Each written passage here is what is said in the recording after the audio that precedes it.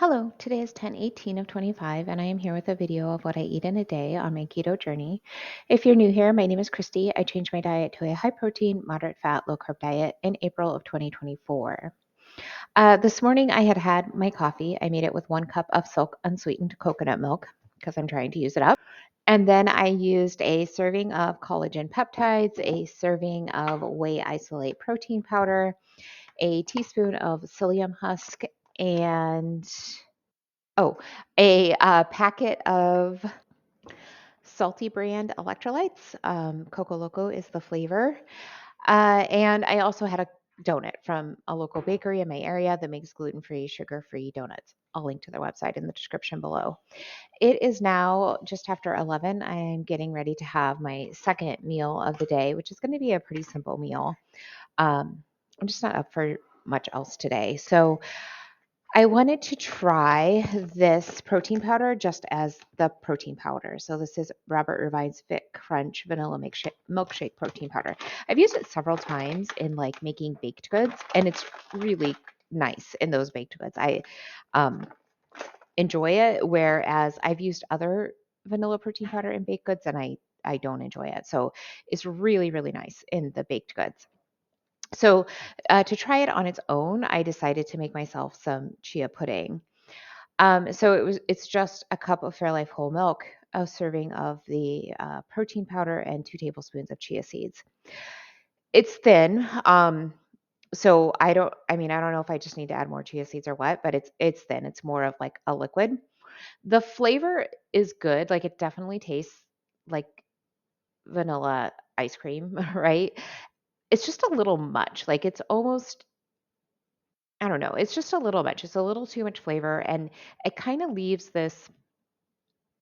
It's not really a feel like it's not grainy. You don't like feel grain, but it does leave like a mouth feel of grain. It's really hard to explain. So it's like the powder just isn't quite breaking down like all the way. And so I wasn't sure. Like I could eat it or I guess drink it because it was so thin. Um, but I felt like it needed salt, so I added some salt, and that actually balanced it out more. So that was really good. Then I decided to add some bulk supplements. This is not the container. This is my own container, but it comes in a bag, and I don't like those. Of beef protein powder, I added a half serving. Usually, when I make my chia pudding, I use a half serving of beef protein powder, so that's why I added it in, and it was fine. But it just like I wasn't really going to enjoy it, and I thought that the thing that would make me enjoy it would be some blueberries. So I added a quarter cup of frozen blueberries and I blended it in my blender. So now I have my chia. It still is really really thin. So it's my chia shake. So that's what I'm gonna have. The way that it is really really good. That the blueberries just really is exactly what it needed. So that's what I'm gonna eat now. I'll be back with my dinner. It is 4 o'clock, and I just got back from the gym. My intent had originally been to do a HIIT workout, but I just couldn't get myself to do that today. It's a rough day. And I really didn't even want to go, but my husband was able to get me there. He said that he would take me and pick me up, which just kind of like helped with a hurdle, and I was able to go. I just did cardio. I was on the stair stepper and the treadmill. I have a puzzle book that I did while I was there. So just kind of, I don't know, taking care of myself a bit. Not necessarily physically, but more emotionally, and getting some movement in. So that was kind of the thing. I just wanted to like go to the gym so that I'm in the habit of going to the gym and get movement in. So then right afterwards, I had a cottage cheese bowl. So I used Good Culture cottage cheese, a half cup, and some fresh blackberries. And then I also had the last cookie of the pumpkin cookies that I made yesterday. So it had sat in the fridge overnight. That helped it, but I do think I need to cook them a little more. I'm so afraid of cooking them more, but I do think I need to cook them a little more. So I will definitely try that recipe again and try baking them a little bit longer and see how they turn out. My son has made us dinner. We're not quite ready to eat, but he made us a tomato salad. So it's grape tomatoes that he cut up with some seasoning, olive oil, and vinegar. And then my family will probably have like some lettuce and cheese maybe or and dressing and kind of like have it as like a full salad. And then I have some boneless skinless chicken breast that I sous vide and I seasoned with salt, pepper, onion powder, and garlic powder. So that's like what they'll put on top of their salad. And I'll just eat some of that with some of the tomato mixture that he made for us. So that's our plan for dinner. But right now, I am going to test a new recipe for a pumpkin spice cake. We plan to have a Friendsgiving event at our house this year, and I want to test it out to see if it's a good recipe because we will be serving people who do eat sugar. So I want to make sure that I am serving them something that they can really enjoy, but that we can also enjoy. I have my oven preheated to 350 degrees, and I have a 9 by 9 baking dish that I greased with some avocado oil. The recipe calls for butter, but it's just easier for me to use spray avocado oil. So that's what I did. I'm going to start by getting my wet ingredients together. So I've got 2 large eggs here. I've got a quarter cup of pumpkin puree. I'm going to add to this 2 tablespoons of unsweetened almond milk. And then I need some vanilla extract and some maple extract. So I need a teaspoon of my vanilla extract. And I'm just about out. So I'm going to have to use 2. Oh, so there's 1. I guess I only need the 1. That's great. Okay, and then I need 2 teaspoons of maple extract. This one always makes such a mess. Okay, and I'm going to get these eggs whisked and kind of this stuff mixed together. I do need to add some melted butter to this mixture. I want to kind of make sure I'm not cooking my eggs when I do that. So I've got my melted butter here. Try to like do this slowly so that hopefully I'm not getting scrambled eggs in my cake.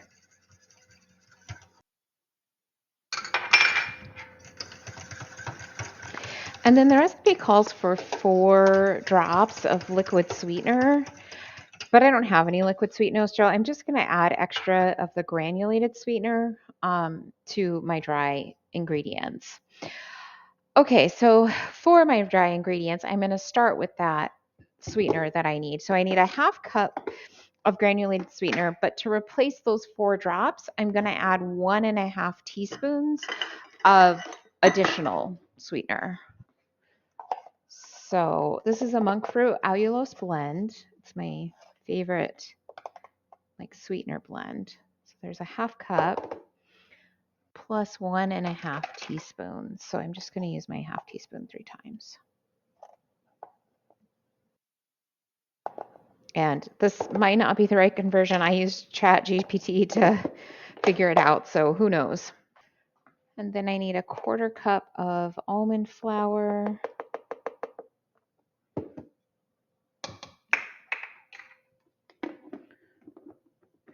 And a quarter cup of oat fiber.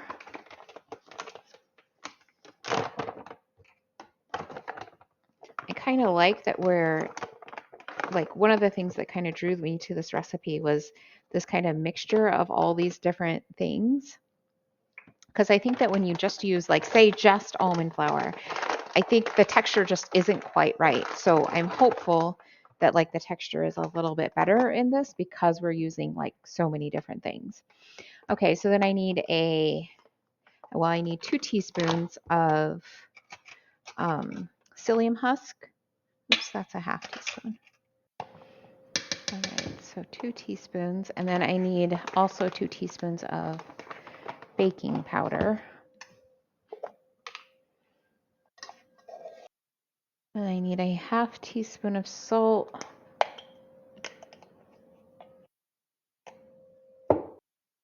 and 2 teaspoons of pumpkin spice, which I'm going to have to get some more. Kind of going through this pretty quickly.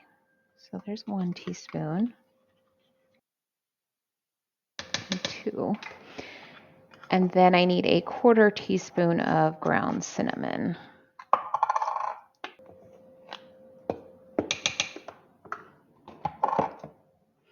Okay, so I'm just gonna get these mixed together.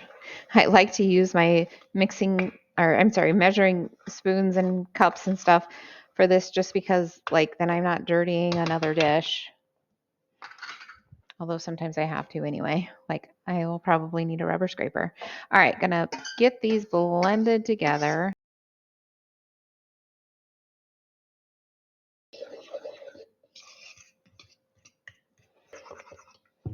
It smells great. Okay, so let's get this into my pie pan. And I actually do have a really tiny rubber scraper that I used for my butter and my pumpkin puree. So I will just use that to get this into my pan. This doesn't seem like a lot of batter, so that's a little concerning. Did I use the wrong pan size? No, I did not. I mean, it says an 8-inch square. I don't have an 8-inch. This is a 9-inch, but they're kind of fairly interchangeable. It might need to cook just a little less time. Okay, I'm gonna get this in my oven. It needs to bake for some amount of time, 35 to 40 minutes. My cake is out of the oven. It smells fantastic. It's actually cooled for a bit, which is why I can touch it.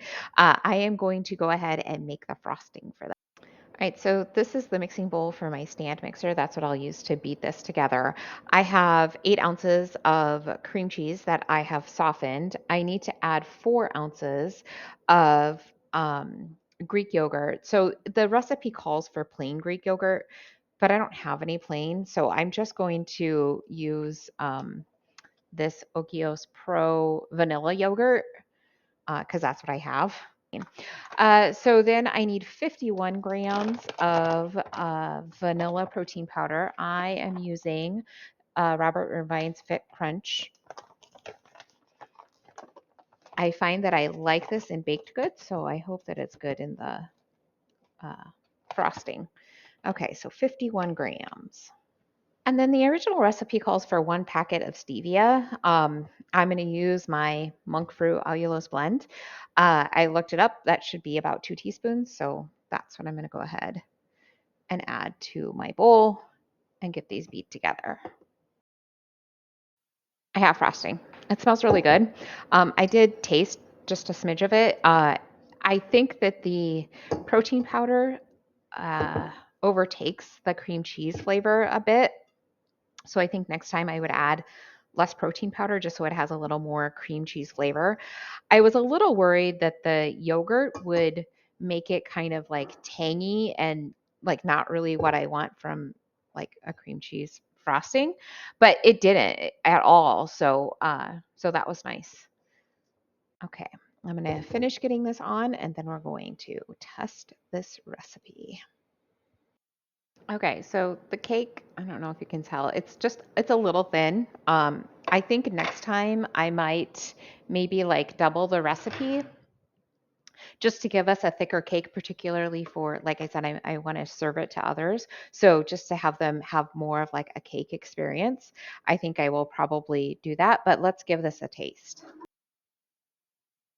That's amazing. Oh my gosh, that is so good.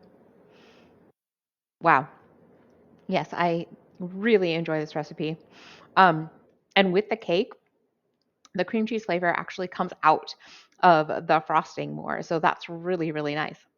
This is amazing. I will leave a link to both of these recipes in the description below. This was my dinner tonight. The chicken that I had, and then a little bit of the tomato salad that my son made. And then I had a serving of flax bread, which I made a few days ago. I will link to that in the description below. So let's take a look at how my day turned out. An update on the cake. The frosting was just a little too much. It's just the ratio just not was not quite right with the cake to frosting. It was delicious. There just needed to be more cake, and I think next time I will just double the cake recipe. I did want to point out the macros for that recipe for the cake and the frosting. There's 148 calories, 8 grams of protein, 3 net carbs, and 11 grams of fat. So, like, that's really good for a dessert. That is 1/12 of the cake that I made. But even if I doubled the amount of cake, if we just look at the cake itself here, there are 61 calories with 2.2 protein, 1.6 carbs, and 4.4 fat. So even if we're adding another, like, say, 60 calories, you've got 200 calories in this dessert. That's really not bad, I don't think. And so I think this is definitely something that, like, I would make again in the future. I mean, for sure for Thanksgiving, but, like, even at other times if I'm just, like, craving pumpkin. I do have this idea of maybe using the batter to make some donuts. The donuts that I get, which are delicious and I love them, but they are a little costly. And I've tried to make my own donuts before and they never quite are right. But I wonder if maybe this batter would actually make some good donuts. So I might experiment with that too. All right. So I ended up with about 1,600 calories today. My protein is 179, my net carbs are 34, and my fat is 73. My deficit is just under 500 calories, so that's great. Maybe I'll see you tomorrow.